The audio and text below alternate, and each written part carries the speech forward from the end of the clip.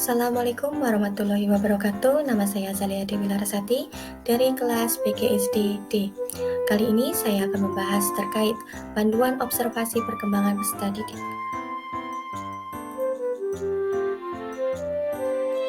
Pada panduan ini terdapat beberapa aspek. Aspek yang pertama adalah fisiologis, aspek kedua adalah psikologis, di mana ada 4 perkembangan yang akan kita bahas.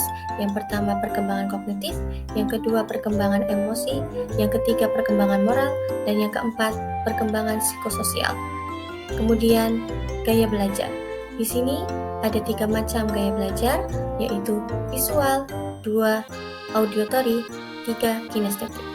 Kemudian pada aspek motorik, aspek etnik dan kultural, dan yang terakhir adalah aspek kemampuan awam. Perkembangan fisiologis. Usia sekolah dasar masuk dalam perkembangan fisik masa kanak-kanak yang merupakan kelanjutan dari perkembangan awal anak-anak. Perkembangan ini berlangsung dari usia 6 tahun saat individu mulai masuk ke sekolah dasar. Individu mulai menunjukkan perubahan terhadap pola hidupnya dalam sikap, nilai, dan perilaku. Di sini ada 9 pertanyaan yang dapat digunakan sebagai alat observasi.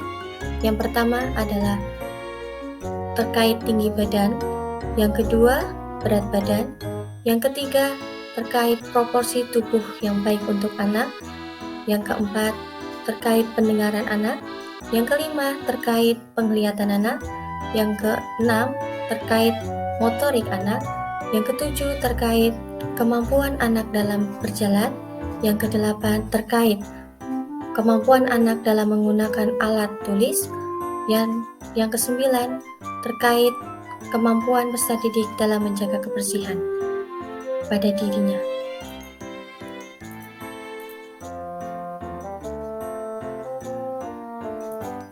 Kemudian perkembangan psikologis kognitif. Pada usia anak sekolah dasar, tahap kognitif anak menurut biasa dan pada usia 7-11 tahun adalah masuk pada tahap operasional konkret, di mana pada tahap ini individu sudah mampu untuk melakukan klasifikasi terhadap benda-benda konkret. Operasi konkret adalah tindakan mental yang dapat dibalik yang berkaitan dengan objek nyata dan konkret. Dan di sini ada 8 pertanyaan yang dapat dijadikan sebagai instrumen untuk observasi. Pertanyaan pertama, terkait kemampuan peserta didik dalam mengkonstruk pengetahuannya. Yang kedua adalah terkait hambatan peserta didik dalam melaksanakan proses pembelajaran. Yang ketiga, terkait kesulitan yang dihadapi peserta didik dalam memahami pelajaran. Yang keempat, terkait kesulitan dalam memusatkan perhatian pada saat pembelajaran. Yang kelima, terkait kesulitan dalam mengingat materi yang disampaikan oleh pendidik. Yang keenam, terkait keberanian peserta didik dalam berpartisipasi untuk berpendapat, bertanya, dan menjawab pertanyaan. Yang ketujuh, terkait aktif dalam menjawab pertanyaan guru. Dan yang kedelapan, terkait nalar peserta didik dalam memahami materi tanpa menggunakan benda konkret pada saat pembelajaran di kelas.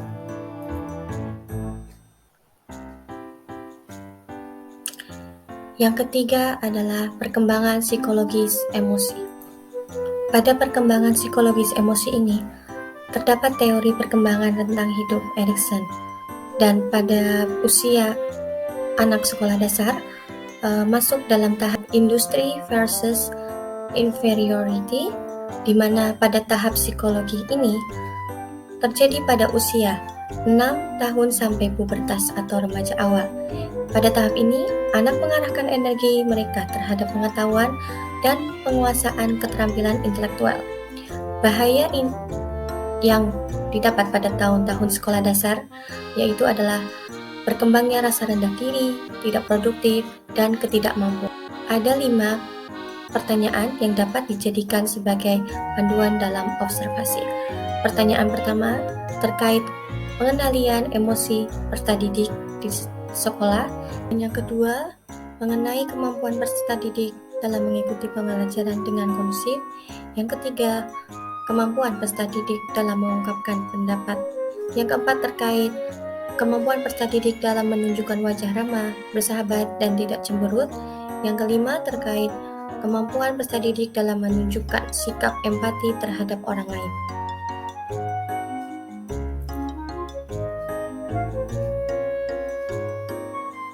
Kemudian, perkembangan psikologis moral. Perkembangan moral adalah tentang aturan dan konvensi berinteraksi antara orang-orang.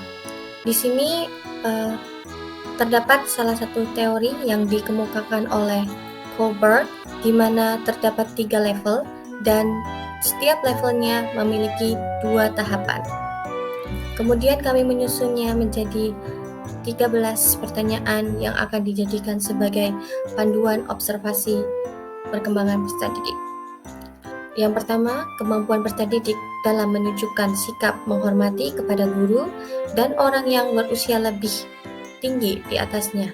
Yang kedua, terkait kemampuan peserta didik dalam menaati peraturan yang ada di sekolahnya. Yang ketiga, terkait kemampuan peserta didik untuk tidak berkata-kata kotor atau kasar. Yang keempat, terkait kemampuan peserta didik dalam bersikap sopan santun kepada orang lain.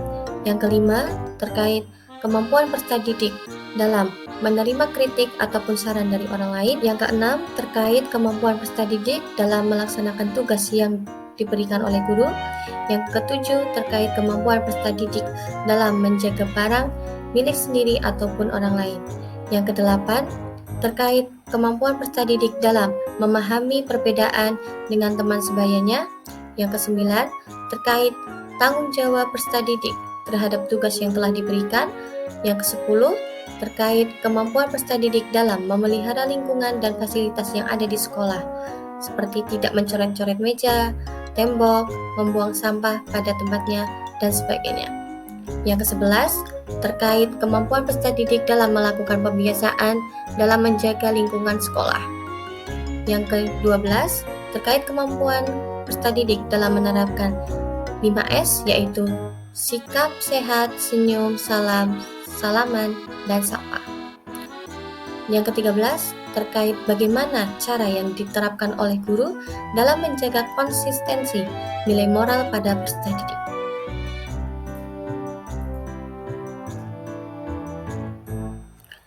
Kemudian, gaya belajar. Yang pertama kita bahas adalah gaya belajar visual. Kemudian, gaya belajar. Gaya belajar peserta didik merupakan hal yang penting untuk diperhatikan dalam melakukan proses pembelajaran, karena dapat mempengaruhi proses dan hasil pembelajaran. Yang pertama, kita akan membahas terkait gaya belajar visual. Di sini terdapat 6 pertanyaan yang dapat dijadikan sebagai panduan untuk observasi. Yang pertama, terkait kerapian peserta didik pada saat menggunakan seragam atau pakaian. Yang kedua, terkait kemampuan bicara peserta didik dengan cepat. Yang ketiga, terkait kemampuan peserta didik dalam mengeja bacaan dengan baik. Yang keempat, terkait kemampuan peserta didik mengingat itu lebih mudah menggunakan cara melihat atau mendengar. Yang kelima, terkait kemampuan peserta didik dalam menghafal dengan asosiasi visual. Yang keenam, terkait kesulitan peserta didik saat mengingat perintah lisan, kecuali jika dituliskan, dan apakah yang sering. Yang keenam, terkait kesulitan peserta didik dalam mengingat perintah lisan dan melakukan pengulangan pada saat penyampaian materi yang dilakukan secara lisan. Kemudian, gaya belajar auditory. Di sini terdapat 7 pertanyaan. Pertanyaan pertama terkait kemampuan peserta didik dalam berbicara kepada diri sendiri pada saat belajar. Yang kedua, terkait kemampuan peserta didik. Yang ketiga, terkait siswa menggerakkan bibir atau mengelafalkan kata pada saat membaca. Yang keempat, terkait peserta didik suka membaca keras dan mendengarkannya. Yang kelima, terkait peserta didik mengulang dan menirukan nada pada perubahan dan warna suara. Yang keenam, terkait peserta didik yang merasa menulis itu sulit tetapi pandai dalam bercerita. Yang ketujuh, terkait peserta didik lebih menyukai musik daripada seni gambar ataupun lukisan. Kemudian, gaya belajar kinestetik. Terdapat 7 pertanyaan yang dapat dijadikan sebagai pedoman observasi. Yang pertama terkait peserta didik berbicara dengan lambat. Yang kedua terkait peserta didik menghafal dengan berjalan dan melihat. Yang ketiga terkait peserta didik menggunakan jari untuk menunjuk saat membaca. Yang keempat terkait peserta didik banyak menggunakan isyarat tubuh. Yang kelima terkait peserta didik tidak bisa duduk tenang dalam waktu yang lama. Yang keenam, terkait peserta didik mengetuk-ketuk pena, jari, atau kaki saat mendengarkan. Yang ketujuh, terkait peserta didik menyukai olahraga dan berkegiatan fisik lainnya. Perkembangan motorik merupakan proses yang sejalan dengan bertambahnya usia secara bertahap dan berkesinambungan, di mana gerakan individu meningkat dari keadaan sederhana, tidak terorganisir, dan tidak terampil ke arah penguasaan keterampilan motorik yang kompleks dan terorganisir dengan baik. Perkembangan motorik menurut Santos dikelompokkan menjadi 2, yaitu motorik kasar dan motorik halus. Pada panduan ini terdapat 4 pertanyaan yang dapat dijadikan sebagai panduan observasi. Yang pertama, terkait kemampuan peserta didik dalam melakukan kegiatan. Yang pertama, terkait kemampuan peserta didik dalam melakukan gerakan terkoordinasi untuk mendapatkan kelincahan. Yang kedua, terkait kemampuan peserta didik dalam melakukan gerakan terkoordinasi untuk mendapatkan keseimbangan. Yang ketiga, terkait kemampuan peserta didik dalam keterampilan untuk menggunakan fungsi tangan dan kaki, baik kanan maupun kiri. Yang keempat, terkait kemampuan peserta didik dalam melakukan permainan yang melibatkan fisik dan aturan permainan tertentu.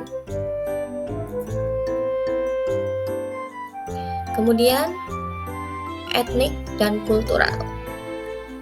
Pada perkembangan etnik di sini akan membahas terkait keberagaman etnis yang terdapat di kelas yang akan dijadikan sebagai informasi bagi pendidik untuk menyelenggarakan proses pembelajaran.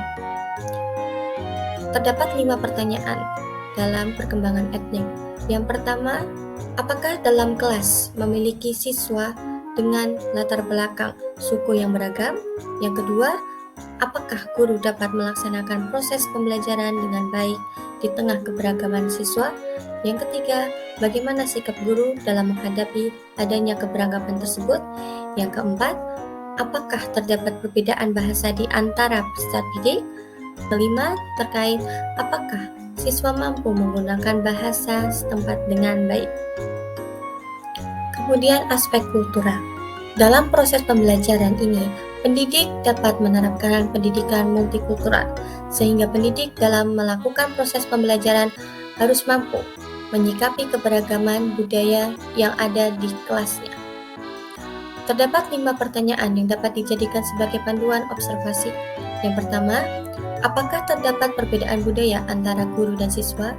Yang kedua, bagaimana sikap guru dalam menghadapi adanya perbedaan tersebut? Yang ketiga, apakah siswa mampu memahami budaya atau adat istiadat dari daerah asalnya dengan baik? Yang keempat, adakah aksi nyata dari adanya pemahaman terhadap adat istiadat setempat? Yang kelima, adakah upaya dari sekolah untuk melestarikan budaya setempat?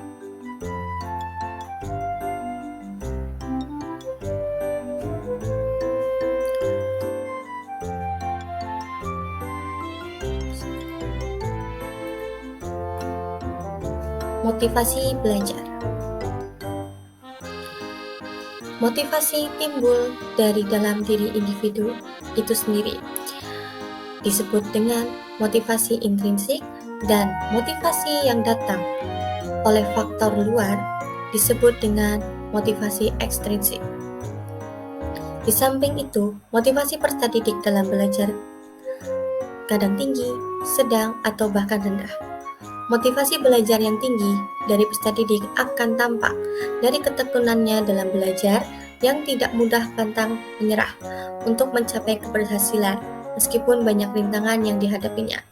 Motivasi yang tinggi dari peserta didik akan dapat meningkatkan aktivitas belajarnya. Di sini terdapat 11 pertanyaan yang dapat dijadikan sebagai panduan observasi. Yang pertama, apakah siswa terlihat antusias dalam proses pembelajaran? Seperti apa bentuk antusiasmenya? Yang kedua, apakah siswa memiliki keinginan untuk lebih baik dari siswa yang lain?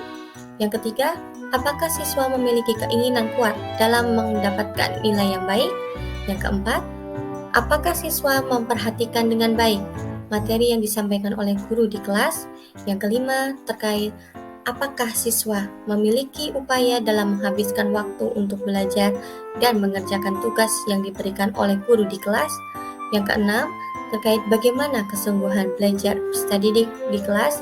Yang ketujuh, apakah siswa bersemangat dalam menyampaikan pendapat atau dalam memberikan pertanyaan di kelas?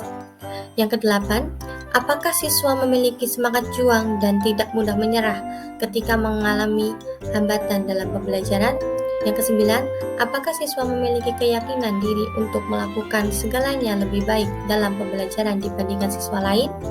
Yang kesepuluh, apakah siswa memiliki keyakinan diri untuk mengatasi hambatan yang ditemukan dalam pembelajaran?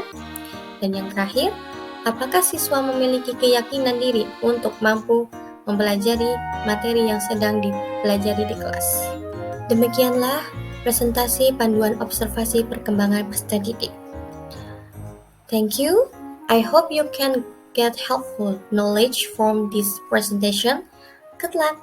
Wassalamualaikum warahmatullahi wabarakatuh.